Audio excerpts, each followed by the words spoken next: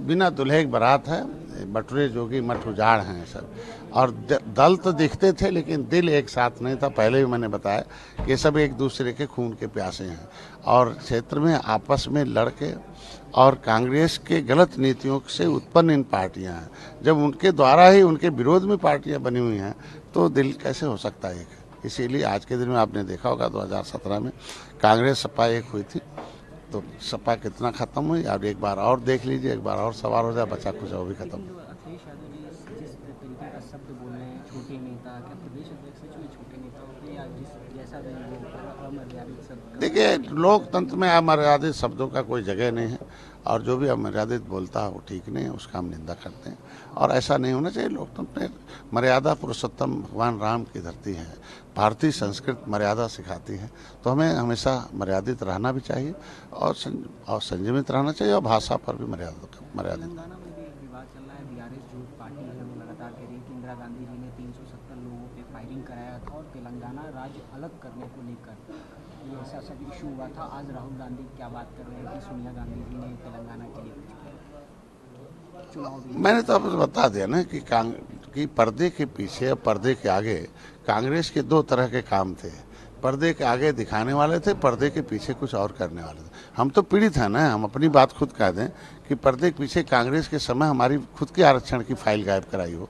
Public जो file 1950 है SC/ST reservation की, उसको खुद के उनके दोनों RTI में पता चला कि वो ले गए, फाइल ही गायब करा दिया जिसमें उपजातियों का जिक्र है कि केवट मल्ला मझवार अनुसूचित जात का हकदार हैं, उत्तरा दक्षिणा मोची अहिरवार गहिरवार हैं जो है वो जाटव हैं, आज के दिन में बरठा कनौजा धोबी हैं। तो आज के दिन में वो एक तरीके से जो उनके नज़दीक चंगू मंगू रहे उनके फायदा पहुंचाने के लिए बाकी का किस तरीके से हनन किया कि देखो 1971 तक 91 तक हम 1931 से 41 और 51 61 और 71 81 91 हम 60 सालों तक इसमें हम गिनती होती रही अनुसूचित जात में केवट मल्लाह को। लेकिन OBC में डाल के कितना अन्याय किया इन लोगों ने कि बिना संविधान में कभी कौन से आयोग ने रिपोर्ट लगा दिया। तो ऐसा तो उनका कुकृत पहले भी रहा है।